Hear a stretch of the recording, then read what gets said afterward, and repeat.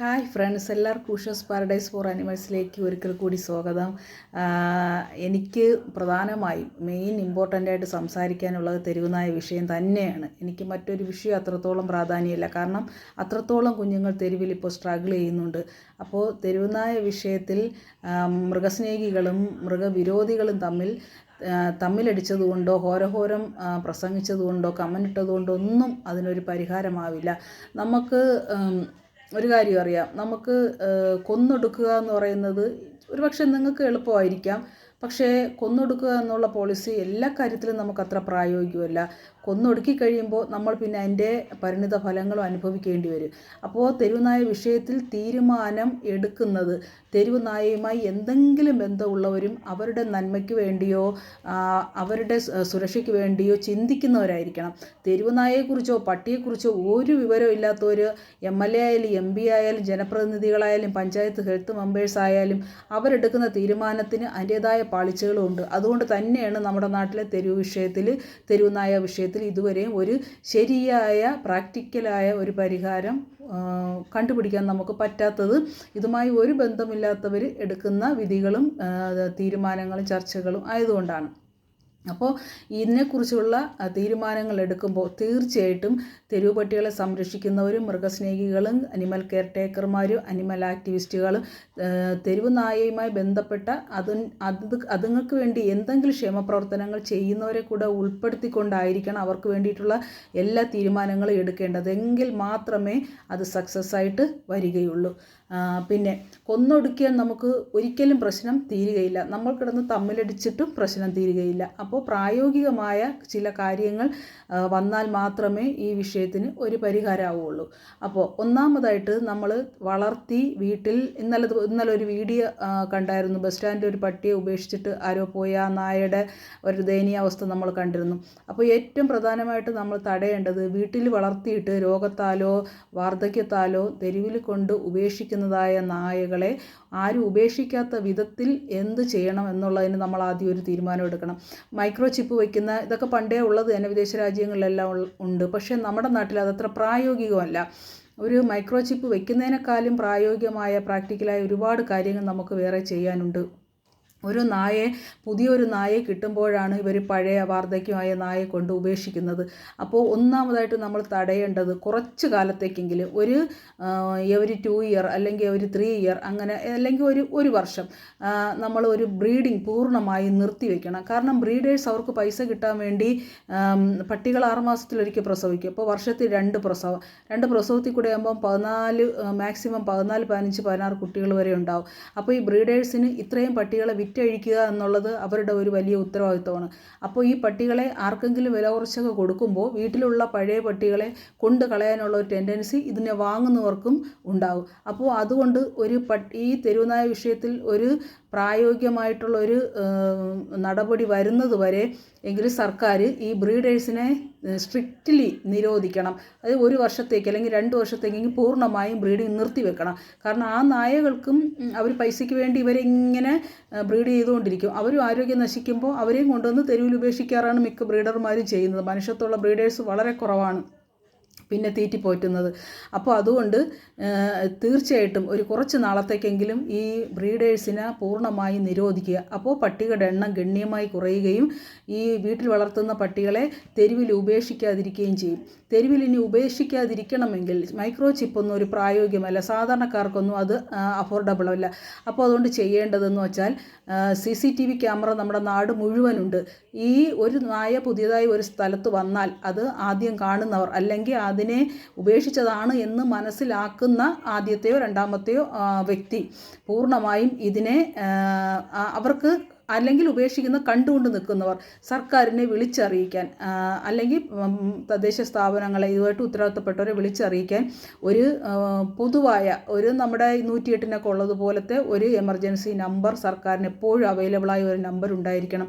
ഒരാൾ കൊണ്ട് ഉപേക്ഷിച്ചാൽ അവരുടെ വണ്ടി നമ്പരോ അവരുടെ എന്തെങ്കിലും ഒരു സൂചന വിളിച്ചറിയിക്കാൻ ഒരു നമ്പർ നമുക്ക് ഉണ്ടായിരിക്കണം. അതുപോലെ CCTV ക്യാമറ നിരീക്ഷിച്ച് ആ സ്ഥലത്ത് കൊണ്ടുവിട്ട ആൾ ആരാണെന്ന് 1-2 ദിവസത്തിന് ആ വിഷ്വൽ പോകുന്നതിന് മുമ്പ് കണ്ടെത്താനുള്ള ഒരു നടപടി ഉണ്ടാകണം. മൃഗസ്നേഹികളോ കണ്ട ആരെങ്കിലും അതുപോലെ എല്ലാവരുടെയും ഒരു ധാർമ്മിക ഉത്തരവാദിത്വം ആയിരിക്കണം. ഇങ്ങനെ ഒരെണ്ണത്തിനെ ഉപേക്ഷിച്ചാൽ അതിനെ പോലീസിനെയോ അല്ലെങ്കിൽ തദ്ദേശ സ്ഥാപനങ്ങളെയോ ഇൻഫോം ചെയ്യാനുള്ള ഒരു മുന്നറിയിപ്പ് എല്ലാവർക്കും ഒരു അവബോധം ജനങ്ങളിൽ കൊടുക്കേണ്ടത് ആവശ്യമാണ്. അപ്പോൾ ആരും ധൈര്യമായിട്ട് വിടാൻ സാധ്യതയില്ല. രാത്രി കൊണ്ടുവിട്ടാൽ തന്നെ നമുക്ക് CCTV ക്യാമറയിൽ അത് പിടിക്കാം. പിന്നെ അവർക്കൊരു നല്ലൊരു എമൗണ്ട് തന്നെ ഇങ്ങനെ ഉപേക്ഷിക്കുന്നവർക്ക് ഫൈനായിട്ട് വെക്കണം.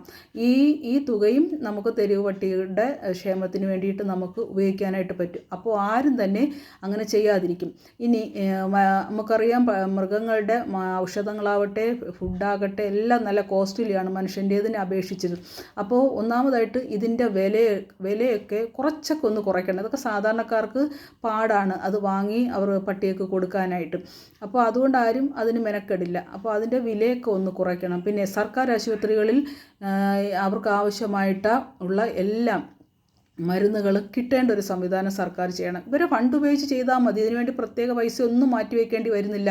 ഇവരുടെ ഫണ്ട് ആവശ്യത്തിലധികം ഉണ്ട്. ഈ ഫണ്ട് ഉപയോഗിച്ച് തന്നെ മൃഗാശുപത്രികളിൽ സകല വെറ്റിനറി മരുന്നുകളും കിട്ടുന്നൊരു സൗജന്യ ചികിത്സ അവർക്ക് കൊടുക്കണം. അതുപോലെ തന്നെ വീടുകളിൽ നമുക്ക് ഒരു വീട്ടിൽ മിനിമം ഒരു പട്ടിയെങ്കിലും വളർത്തണം എന്നുള്ള ഒരു സ്ട്രിക്റ്റ് നിയമമൊന്നും നമുക്ക് വയ്ക്കാൻ പറ്റില്ല. കാരണം പട്ടിയെ ഇഷ്ടമില്ലാത്തവരും വളർത്താൻ പറ്റാത്തവരും ചെറിയ സെൻറ്റ് ഒരു 3 സെൻറ്റിൻ്റെ താഴെയൊക്കെ ഉള്ളവർക്കൊന്നും പറ്റില്ല. പക്ഷെ എങ്കിലും അതിന് താല്പര്യമുള്ള ഒരാൾക്കാരെ പേടിച്ചോ വേറെ എന്തെങ്കിലും ഭയത്താലൊക്കെ വളർത്താതിരിക്കുന്ന ഒരുപാട് പേരുണ്ട്. അപ്പോൾ അത് ഒരു വീട്ടിലൊരു പട്ടിയെ വളർത്തുമ്പോൾ അവർക്ക് ആ പട്ടിയെ ചിലപ്പോൾ കൂട് കെട്ടാൻ സാമ്പത്തികം കാണില്ല. അവർക്ക് അതിനെ നന്നായിട്ട് പരിപാലിക്കാനുള്ള സാമ്പത്തികം കാണില്ല. ഇങ്ങനെയൊക്കെയുള്ള കൂട് കെട്ടാനും അവരുടെ മരുന്നിനും അവരുടെ വാക്സിനേഷനും അവരുടെ സ്റ്റെറിലൈസേഷനൊക്കെ സർക്കാർ അവർക്ക് സൗജന്യമായിട്ട് ഒരു ചെറിയ നിരക്കിലോ അല്ലെങ്കിൽ ഫ്രീ ആയിട്ടോ അർഹതപ്പെട്ടവർക്കെങ്കിലും ഫ്രീ ആയിട്ടോ ഇതിനുള്ള സംവിധാനങ്ങൾ ഒരുക്കി കൊടുക്കണം. അപ്പോൾ അതുപോലെ തന്നെ നമ്മുടെ എപ്പോഴും നമുക്ക് സ്ട്രീറ്റിലെ മൃഗങ്ങളെ നിരീക്ഷിക്കാനുള്ള വോളണ്ടിയർ പെർമനൻ്റായിട്ട് തന്നെ സർക്കാർ അതൊരു വകുപ്പ് പോലെ ആക്കി ഇതിന് താല്പര്യമുള്ള മൃഗസ്നേഹികളായിട്ടുള്ള വോളണ്ടിയർമാരെ നിയമിക്കണം.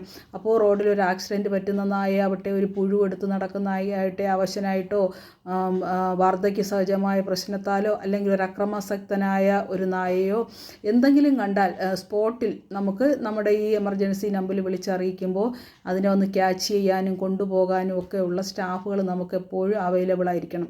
അതുപോലെ തന്നെ നമ്മുടെ വീടുകളിലുള്ള നായകളെ നമുക്ക് അറിയാം. മിക്ക വീടുകളിലും വളരെ മോശം സാഹചര്യത്തിലാണ് നായകളെ വളർത്തുന്നത്. അപ്പോൾ ഒരു പരിധി കഴിയുമ്പോൾ ഇവർ പിന്നെ അതിനെ അങ്ങ് തുറന്നു വിടുകയാണ് ചെയ്യുന്നത്. അങ്ങനെ വിടാതിരിക്കണമെങ്കിൽ അവർക്ക് അതായത് നമ്മുടെ വീടുകളിൽ നമ്മൾ വാർദ്ധക്യമായവരെ പരിചരിക്കാനായിട്ട് പാലിയേറ്റീവ് കെയർ പോലൊരു സംവിധാനമുണ്ട്.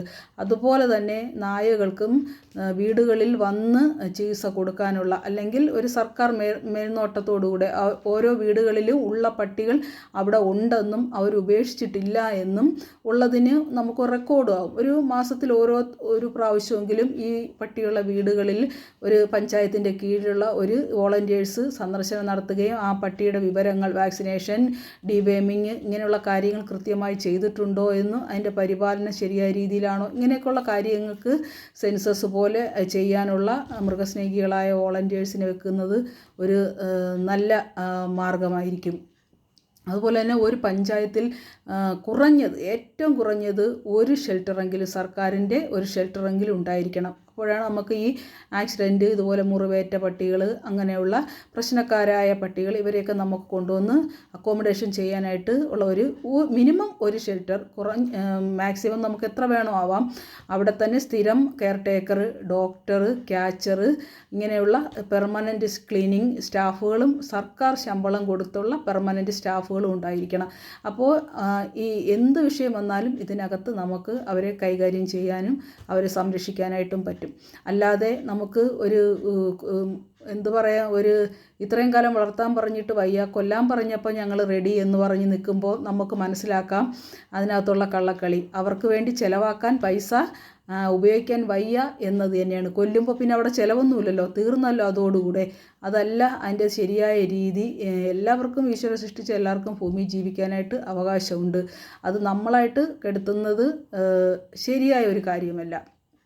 അതുപോലെ തന്നെ വോളണ്ടിയർ വേണം, സർക്കാർ ശമ്പളത്തോടു കൂടിയ വോളണ്ടിയർ വേണം. ഈ പട്ടികളെ നിരീക്ഷിക്കാൻ വോളണ്ടിയർമാർ വേണം. അപ്പോൾ എമർജൻസി നമ്പർ ഉണ്ടായിരിക്കണം, ക്യാച്ചേഴ്സ് ഉണ്ടായിരിക്കണം, ഷെൽട്ടർ ഉണ്ടായിരിക്കണം, ഡോക്ടർ ഉണ്ടായിരിക്കണം, കെയർടേക്കേഴ്സ് ഉണ്ടായിരിക്കണം. ഇതെല്ലാം ഉണ്ടെങ്കിൽ നമുക്ക് ഈ പ്രശ്നങ്ങളെല്ലാം തന്നെ പരിഹരിക്കാനായിട്ട് പറ്റും. പിന്നെ അതുപോലെ തന്നെ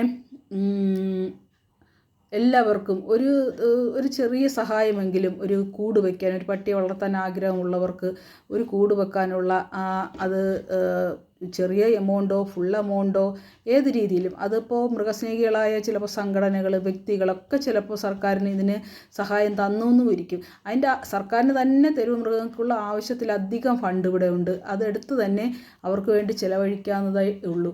അപ്പോൾ അതുപോലെ തന്നെ അനിമൽ ലവേഴ്സ്, അനിമൽ ആക്ടിവിസ്റ്റുമാർ, ഇവരൊക്കെ സ്വന്തം പൈസയ്ക്ക് ഒരുപാട് ഡോഗ്സിനെയും ക്യാറ്റ്സിനെയൊക്കെ സ്റ്റെറിലൈസ് ചെയ്യുന്നവരാണ്.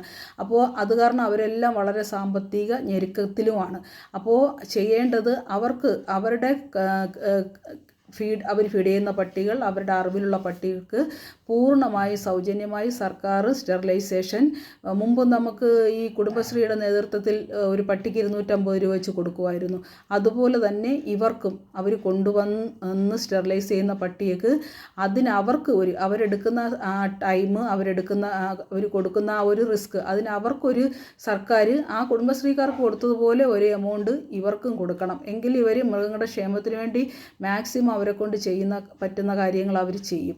അപ്പോൾ അവർക്കും ഒരു ചെറിയ ഒരു സഹായം സർക്കാർ കൊടുത്താൽ നന്നായിരിക്കും. അതുപോലെ തന്നെ അവർ കൊണ്ടുവരുന്ന പട്ടിക്കും ഫ്രീ ആയി സ്റ്റെറിലൈസേഷൻ ചെയ്യാനുള്ള, അത് മൃഗസ്നേഹികൾ തന്നെ ഈ സ്റ്റെറിലൈസേഷന് മുൻകൈ എടുത്താലേ പറ്റൂ. മൃഗസ്നേഹികളല്ലാത്ത ആരുടെ കയ്യിൽ ഏൽപ്പിച്ചാലും അങ്ങനെ കുടുംബശ്രീയെ ഏൽപ്പിച്ചതുകൊണ്ട് ഒരുപാട് നായ്ക്കൾ പലവിധമായ പ്രശ്നങ്ങളായിട്ട് ആയതുകൊണ്ട് മൃഗസ്നേഹികൾക്കിടയിൽ തന്നെ ഒരു വളരെ, എൻ്റെ വ്യക്തിപരമായ അനുഭവമാണ്, പിണങ്ങേണ്ടതായ ഒരവസ്ഥ വന്നിട്ടുണ്ട്. അതൊന്നും ഞാൻ പറയാൻ ആഗ്രഹിക്കുന്നില്ല. അപ്പോൾ അതുകൊണ്ട് അങ്ങനെ ഒന്നും വരാതിരിക്കാൻ മൃഗസ്നേഹികൾ തന്നെ അതിനുള്ള ഒരു സംവിധാനം സർക്കാർ ചെയ്തു കൊടുക്കണം. അപ്പോൾ ഇത് പ്രധാനമായിട്ടും എനിക്ക് അവർക്ക് വേണ്ടി ഏറ്റവും നല്ല രീതിയിൽ ഒരു തെരുവുനായ വിഷയത്തിൽ ഒരു നല്ല രീതിയിൽ ഇത് കൊണ്ടുപോകാൻ പറ്റിയ ചില കാര്യങ്ങൾ, അല്ലാതെ ഒരു മൈക്രോ ചിപ്പ് വയ്ക്കുന്നതോ കൊന്നൊടുക്കുന്നതോ നമ്മൾ ക്യാച്ച് ചെയ്ത് എവിടെയെങ്കിലും കൊണ്ട് ഇറക്കുന്നതോ ഒന്നും അത് ശാശ്വതമായ ഒരു പരിഹാരമല്ല. നമുക്ക് എല്ലാത്തിനെയും നമുക്കറിയാം, തെരുവിൽ അവർക്ക് ഈ ഹോട്ടലുകാരൊക്കെ ഒരുപാട് ഫുഡ് ചാക്കിലൊക്കെ കെട്ടി കുളങ്ങൾ, കായലുകൾ ഇതൊക്കെ കൊണ്ടിട്ട് മലിനമാക്കുന്നുണ്ട്. ഈ ഫുഡുകൾ സർക്കാർ വലിയ വലിയ ഹോട്ടലുകളിൽ നിന്നൊക്കെ ഫുഡ് കളക്ട് ചെയ്യാൻ ഈ ഷെൽട്ടറിൽ സ്റ്റാഫിനെ ഞാൻ പറഞ്ഞ രീതിയിൽ വെക്കുകയാണെങ്കിൽ ഈ ഫുഡുകളെല്ലാം കളക്ട് ചെയ്ത് തന്നെ സർക്കാരിന് വലിയ ഫുഡിന് വേണ്ടി പൈസ ചിലവാക്കേണ്ടി വരില്ല. ഈ വലിയ വലിയ ഹോട്ടലുകളിൽ നിന്ന് തന്നെ നമുക്ക് ഫുഡിൻ്റെ വേസ്റ്റ് അല്ലെങ്കിൽ ബാക്കി ഫുഡ് എടുത്ത് ഈ ഷെൽട്ടറുകളിലെ ഡോഗ്സിന് കൊടുക്കാനായിട്ട് പറ്റും. അപ്പം നമുക്ക് മാലിന്യവും കുറയും. ഇവർ കൊണ്ട് തള്ളുമ്പോൾ ജലാശയങ്ങൾ അതുപോലെയുള്ള പരിസര മലിനീകരണത്തിൽ നിന്നൊക്കെ നമുക്കൊരു മോചനവും കിട്ടും. ചിലർക്കെങ്കിലും പട്ടികളെ ഇങ്ങനെ ആഹാരം കൊടുത്ത് സംരക്ഷിച്ച് വളർത്തുന്നു എന്ന് പറയുമ്പോൾ വല്ലാത്ത ചൊറിച്ചിൽ വരും. അത് എന്തെന്ന് പറഞ്ഞാൽ എനിക്കറിയില്ല. ഇവിടെ എത്രയോ കള്ളന്മാരെ തീറ്റിപ്പോറ്റുന്നു. ഈ മിണ്ടാപ്രാണികൾക്കൊന്നും പറയാൻ അറിഞ്ഞുകൂടാത്ത ആഹാരം. ഞാൻ ചോദിക്കട്ടെ, ഈ പട്ടികളെ കൊന്നെടുക്കണം എന്ന് വാതോരാതെ പ്രസംഗിക്കുന്നവരടുത്ത് ഒരു ചോദ്യം: നിങ്ങൾക്ക് 2 ദിവസം ഭക്ഷണം തരാതെ നിങ്ങളൊരു മുറി പൂട്ടിയിട്ടാൽ നിങ്ങൾക്ക് മാനസികമായിട്ട് ശാരീരികമായി എന്ത് സംഭവിക്കും? നിങ്ങൾ നല്ല ഹാപ്പി ആയിരിക്കുമോ? നിങ്ങൾ കാണുന്ന എല്ലാവരോടും സ്നേഹമായിട്ട് പെരുമാറാൻ നിങ്ങൾക്ക് പറ്റുമോ? അതുതന്നെ ഉള്ളൂ ഒരു പട്ടിയുടെ പ്രശ്നവും. അവന് വിശപ്പിനൊരു ആഹാരം കിട്ടിയാൽ അവൻ സന്തോഷവാനാണ്, കിട്ടിയില്ലെങ്കിൽ അവൻ അഗ്രസീവ് ആവും. ഒരു നേരം വിശപ്പ് സഹിക്കും, 2 നേരം സഹിക്കും, 3ാമത്തെ നേരം ആകുമ്പോൾ അവർ അഗ്രസീവാണ്. ആ സമയത്തായിരിക്കും ആരെങ്കിലും അവനെ പേടി കൊണ്ടോ അല്ലാതെ തമാശയ്ക്കോ ഒരു കല്ലെടുത്തെറിയുകയോ കൈ പൊക്കി അടിക്കാൻ ഓങ്ങുകയൊക്കെ ചെയ്യുമ്പോൾ അവൻ തിരിച്ച് പ്രതികരിക്കും. അപ്പോൾ അല്ലാതെ റാബീസ് ആയിട്ട് കടിക്കുന്നത് വളരെ വിരളമാണ്. അപ്പോൾ അതുകൊണ്ട് ഈ തെരുവ് മൃഗങ്ങൾക്ക് അപ്പോൾ കറക്റ്റായിട്ട് വാക്സിൻ കൊടുക്കാനും, ഇവിടെ ഒരു വാക്സിൻ കമ്പനിക്കാരും ഒരു മൃഗസ്നേഹികൾക്കും 1 രൂപയും കൊടുത്തതായിട്ട് ഞങ്ങൾക്കാർക്കും കിട്ടിയിട്ടില്ല. ആരെങ്കിലും കിട്ടിയിട്ടുണ്ടെങ്കിൽ ദയവേത് ഇതിൻ്റെ അടി കമൻറ്റ് ചെയ്യുക. ഈ മൃഗവിരോധികൾ പറയുന്നു ഞങ്ങൾ വാക്സിൻ കമ്പനിക്കാർക്ക് വേണ്ടിയാണ് സംസാരിക്കുന്നതെങ്കിൽ, അങ്ങനെയെങ്കിൽ എനിക്ക് തിരിച്ചു പറയേണ്ടി വരും, നിങ്ങൾ ഈ പട്ടിയുടെ ഫണ്ട് വിഴുങ്ങുന്നവരെന്ന് കൈക്കൂലി വാങ്ങിച്ചിട്ടാണ് നിങ്ങൾ മൃഗസ്നേഹികൾക്കെതിരായി സംസാരിക്കുന്നതെന്ന് ഞാൻ പറഞ്ഞാൽ നിങ്ങൾക്ക് അംഗീകരിക്കാൻ പറ്റുമെങ്കിൽ ഞങ്ങൾ വാക്സിൻ കമ്പനിക്കാരിൽ നിന്ന് പൈസ വാങ്ങിക്കുന്നുവെന്ന് ഞങ്ങൾ സമ്മതിക്കാം. അല്ലാതെ ഞങ്ങൾ അത് സമ്മതിക്കാൻ പറ്റില്ല. അല്ലെങ്കിൽ ഞങ്ങൾ വാങ്ങുന്നു, ഞാനല്ല വേറെ ഏതെങ്കിലും ഒരു മൃഗസ്നേഹി വാക്സിൻ കമ്പനിക്കാരുടെ നിന്ന് പൈസ വാങ്ങുന്നു എന്നുള്ളതിന് നിങ്ങൾ തെളിവ് കൊണ്ടുവന്ന് ഞാൻ നിങ്ങളെ വെല്ലുവിളിക്കുകയാണ്. എല്ലാ മൃഗവിരോധികളെ ഞാൻ വെല്ലുവിളിക്കുകയാണ്.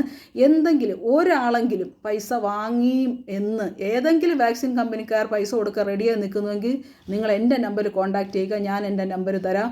അങ്ങനെ പൈസ കിട്ടുമെങ്കിൽ ഒരു 10-5 പട്ടിക്ക് കൂടെ എനിക്ക് ഫുഡ് കൊടുക്കാൻ പറ്റും എന്നാണ് എൻ്റെ ആഗ്രഹം. കാരണം എല്ലാവരും കൈക്കൂലി വാങ്ങുന്നു, പിന്നെ ഞങ്ങൾക്കും വാങ്ങിക്കൂടെ? ഞങ്ങളുടെ വയറ്റിലോട്ട് പോകേണ്ട ആഹാരത്തിൻ്റെ പൈസ എടുത്താണല്ലോ പട്ടിക്ക് ആഹാരം കൊടുക്കുന്നത്. അങ്ങനെ ഏതെങ്കിലും വാക്സിൻ കമ്പനിക്കാർക്ക് പൈസ കൊടുക്കണമെന്നുണ്ടെങ്കിൽ വാക്സിൻ കമ്പനിക്കാർ ദയവ് ചെയ്ത് എന്നെ ബന്ധപ്പെടുക എന്ന് ഞാൻ താഴ്മയായിട്ട് അപേക്ഷിക്കുകയാണ്. അപ്പോൾ ഞാൻ എല്ലാ മൃഗവിരോധികളോടും വെല്ലുവിളിക്കുകയാണ്, ആരെങ്കിലും പൈസ വാങ്ങുന്നുണ്ടെന്ന് നിങ്ങൾക്ക് തെളിവുണ്ടെങ്കിൽ നിങ്ങൾ കൊണ്ടുവരിക, അവരെ നിയമത്തിൻ്റെ മുമ്പിൽ നമുക്ക് കൊണ്ടുപോകാം. അതിന് മൃഗസ്നേഹികളായി ഞങ്ങളും കൂട്ടു നിൽക്കാം എന്ന് തന്നെ ഞാൻ നിങ്ങൾക്ക് ഉറപ്പ് തരുന്നു. Okay, thank you. എല്ലാവർക്കും നമസ്കാരം.